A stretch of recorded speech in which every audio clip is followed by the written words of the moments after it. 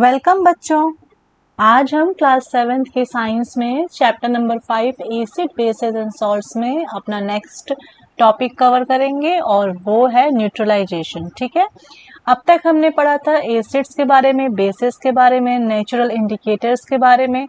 आज हम पढ़ेंगे न्यूट्रलाइजेशन के बारे में जो इस चैप्टर का लास्ट टॉपिक है, और एक ऐसे इंडिकेटर के बारे में जानेंगे जो नेचुरली नहीं पाया जाता है और ये एक मैन मेड इंडिकेटर है और इसका नाम है फेनोल्फथलीन, जो कि बहुत इम्पोर्टेंट है। ठीक है, अब इसका यूज करके हम कैसे एसिड और बेस को पता कर सकते हैं और इसका क्या कलर होता है, और एसिड जब इस इंडिकेटर के से रिएक्शन करता है, कांटेक्ट में आता है, तो किस कलर का हो जाता है, ये सब चीजें हम इस वीडियो में कवर करेंगे। ठीक है, इस क्लास में।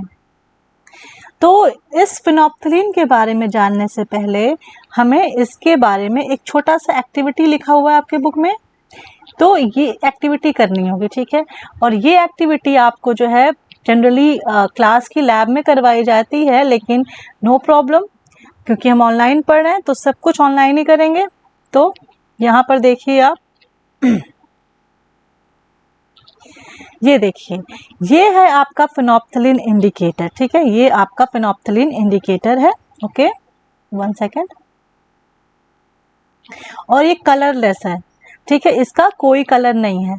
अब क्या करना है, 2 टेस्ट ट्यूब लेनी है, दोनों टेस्ट ट्यूब में इक्वल मात्रा में हमने फेनोल्फथलीन डाल दिया। ठीक है, जैसे इसमें वीडियो में डाला जा रहा है। ठीक है, इसके बाद हम इसमें डिस्टिल्ड वाटर डालेंगे। मैंने आपको कल बताया था कि डिस्टिल्ड वाटर जो है वो न्यूट्रल होता है, ना ही वो एसिडिक में आता है और ना ही वो बेसिक में आता है। तो जैसे ही हमने दोनों टेस्ट ट्यूब्स में डिस्टिल्ड वाटर डाला, हमने ये पाया कि कोई भी कलर चेंज नहीं हुआ है। इसका मतलब फेनोल्फथलीन न्यूट्रल सब्सटेंसेस के साथ में कलर चेंज नहीं करता है। ठीक है, अब हम एक टेस्ट ट्यूब में सोडियम हाइड्रोक्साइड सोल्यूशन डालते हैं। ठीक है, थोड़ा सा, और देखिए डालते ही कलर पिंक हो गया। ठीक है, इसका मतलब ये हुआ कि जो फेनोल्फथलीन है वो बेसिक सॉल्यूशंस में पिंक कलर का हो जाता है, क्योंकि सोडियम हाइड्रोक्साइड क्या है, बेसिक है। अब जो दूसरा टेस्ट ट्यूब है उसमें हम डालेंगे एसिड, और यहाँ पर जो एसिड लिया गया है वो है हाइड्रोक्लोरिक एसिड। हाइड्रोक्लोरिक एसिड का कलर क्या है, ये भी कलरलेस है। और यहाँ देखिए, जब हमने दूसरे टेस्ट ट्यूब में हाइड्रोक्लोरिक एसिड डाला जिसमें पहले से फेनोल्फथलीन पड़ी हुई थी, कोई कलर चेंज नहीं हुआ। इससे ये प्रूफ होता है कि जो फेनोल्फथलीन है वो एसिडिक मीडियम में कोई कलर चेंज नहीं करता है।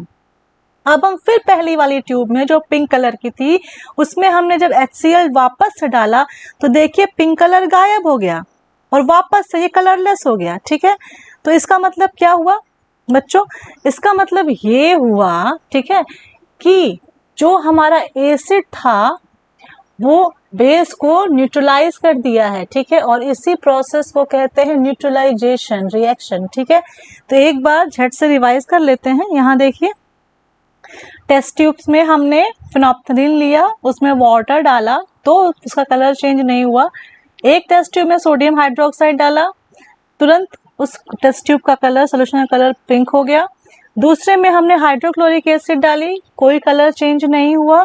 ठीक है, इसका मतलब ये होता है कि जो फेनोल्फथलीन है वो हमेशा जो है एसिड्स के केस में कलरलेस रहेगा, और जब वो बेस के संपर्क में आएगा, ठीक है, जब बेसिक सोल्यूशन के कांटेक्ट में आएगा तो उसका कलर पिंक हो जाएगा। ठीक है, तो हम फेनोल्फथलीन के बारे में अभी इस एक्सपेरिमेंट से क्या सीखे कि फेनोल्फथलीन खुद एक कलरलेस लिक्विड है। ठीक है, ये खुद कलरलेस होता है, कोई कलर नहीं होता है इसका। अब फेनोल्फथलीन जो है, ठीक है, इसमें अगर हम NaOH डालें या NaOH में हम फेनोल्फथलीन डालें, NaOH क्या है, कोई भी बेसिक चीज। ठीक है, तो ये कलरलेस है ना, कलरलेस से ये क्या बन जाएगा, पिंक। ठीक है, और इसी फेनोल्फथलीन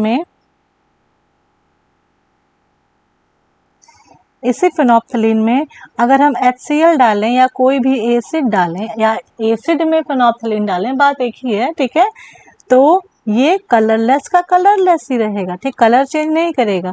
तो फेनोल्फथलीन बेसिक सॉल्यूशन में अपना कलर चेंज करता है, और सेम चीज न्यूट्रल चीज़ों के साथ भी लगती, जो न्यूट्रल सॉल्यूशंस होते हैं उनके साथ भी ये कोई कलर चेंज शो नहीं करता है, ठीक है। तो यहाँ पर इस एक्सपेरिमेंट से हमने ये देखा। अब हमने एक और चीज़ देखी थी कि एक जो टेस्ट ट्यूब था जिसमें उसका कलर पिंक हो गया था ना, जिसमें उसने NaOH डाला था पहले वाले में, ठीक है। तो उसमें जब उसने HCl डाला तो वो वापस से डालने के बाद क्या हो गया था, कलरलेस। ऐसा क्यों हो गया कि पहले उसने उस टेस्ट ट्यूब में क्या डाला, पहले उसने उसमें फिनोप्थलीन डाली, ठीक है, फिर उसमें पानी डाला, फिर उसमें NaOH डाला, ठीक है। NaOH डालने पे जैसे ही पड़ा वैसे ही पूरा कलर पिंक। लेकिन फिर उसमें जो है जैसे ही उसने HCl वापस से डाला पूरा सॉल्यूशन कलरलेस। ऐसा क्यों?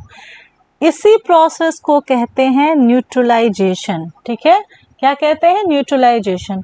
तो न्यूट्रलाइजेशन प्रोसेस में क्या होता है कि एक एसिड, ठीक है, बेस के साथ में अभिक्रिया करता है, केमिकल रिएक्शन करता है और उसकी वजह से सॉल्ट बनता है और वाटर बनता है और बहुत सारी हीट निकलती है, ठीक है। यही हमारा न्यूट्रलाइजेशन प्रोसेस है। इसका मतलब ये हो गया कि जो एसिड है उसने बेस को न्यूट्रलाइज कर दिया है, या जो बेस है वो एसिड को न्यूट्रलाइज कर दिया, ठीक है। अब आपकी बुक में भी ये दिया हुआ है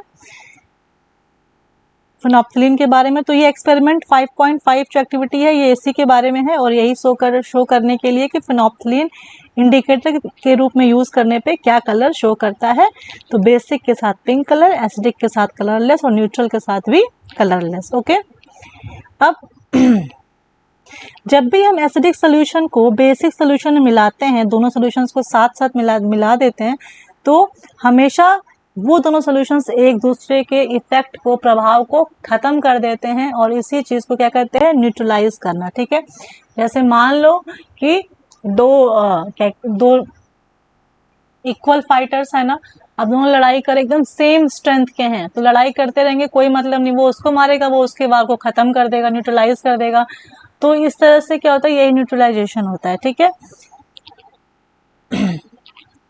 तो जब भी हम एक फिक्स अमाउंट में एक निश्चित अमाउंट में एसिड सोल्यूशन या बेस सोल्यूशन को मिक्स करते हैं तो जो एसिड का एसिडिक नेचर है वो भी खत्म हो जाता है और जो बेस का बेसिक नेचर है वो भी खत्म हो जाता है, यानी कि वो हो गया न्यूट्रलाइजेशन, ठीक है।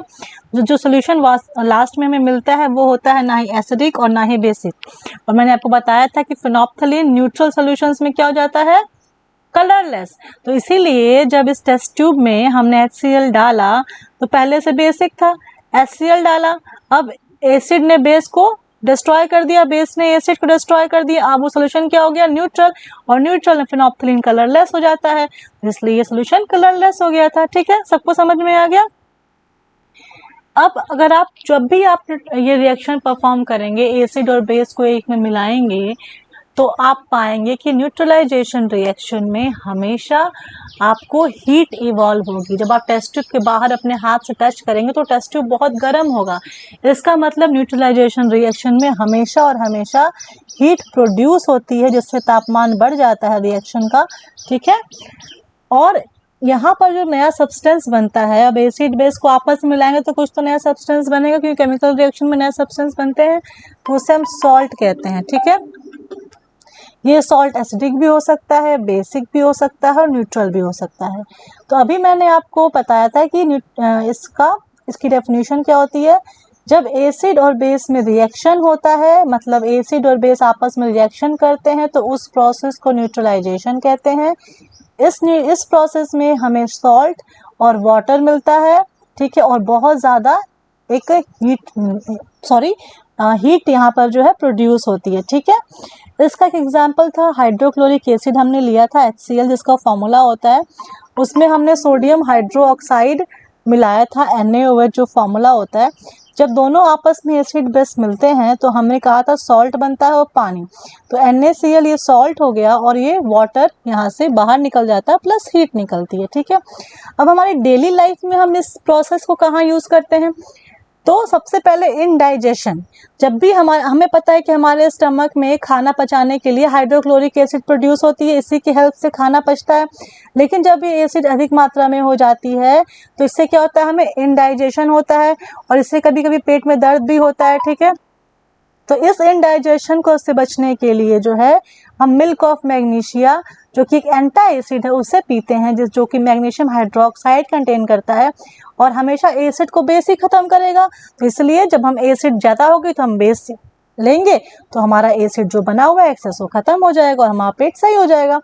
एंट बाइट, जब चींटियां काटती हैं तो वो मैंने बताया था कि उनके स्टिंग में जो है एसिड, जो फॉर्मिक एसिड होता है। ठीक है, अब ये फॉर्मिक क्या एसिड क्या है, ये एक एसिड, इसको खत्म करने के लिए जो है हमें कोई बेस चाहिए। तो जहाँ भी चींटियां काटती हैं स्किन में वहाँ खुजली ये सब होती है क्योंकि वहाँ पे फॉर्मिक एसिड प्रोड्यूस होता है। ठीक है, तो इस फॉर्मिक एसिड को जो है हटाने के लिए हम अगर बेकिंग सोडा को है ना उस पर रब कर दे जहाँ पे काटा गया है, या फिर कैलामाइन सोल्यूशन जिसमें जिंक कार्बोनेट होता है, जो कि एक बेसिक सब्सटेंस है, केमिकल है, तो वो हमें एंट बाइट से राहत मिलती है। ठीक है, नेक्स्ट है सॉइल ट्रीटमेंट। ठीक है, अगर ज़्यादा हम फर्टिलाइजर्स यूज़ करते हैं तो हमारा सॉइल एसिडिक बन जाता है और प्लांट्स ना ही बहुत ज़्यादा एसिडिक एनवायरनमेंट में ग्रो कर पाते हैं, ना ही बहुत ज़्यादा बेसिक सॉइल में ग्रो कर पाते हैं। तो अगर सॉइल बहुत एसिडिक हो गया है तो उसको हम बेस से ट्रीट करेंगे, जैसे कि क्विक लाइम, स्लेक लाइम।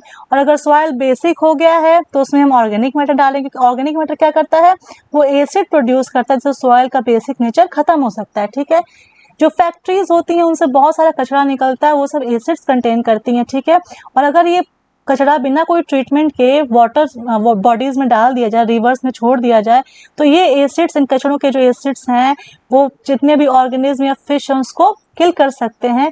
इसीलिए जो फैक्ट्री का वेस्ट है उसको पहले बेसिक सोल्यूशन सब्सटेंस से न्यूट्रलाइज करते हैं, उसके बाद फिर उसको जो है रिवर बॉडीज में, कोई वाटर बॉडी में डालते हैं। ठीक है, तो आज का ये जो आपका चैप्टर था यहीं पर आपका कंप्लीट होता है। Thank you.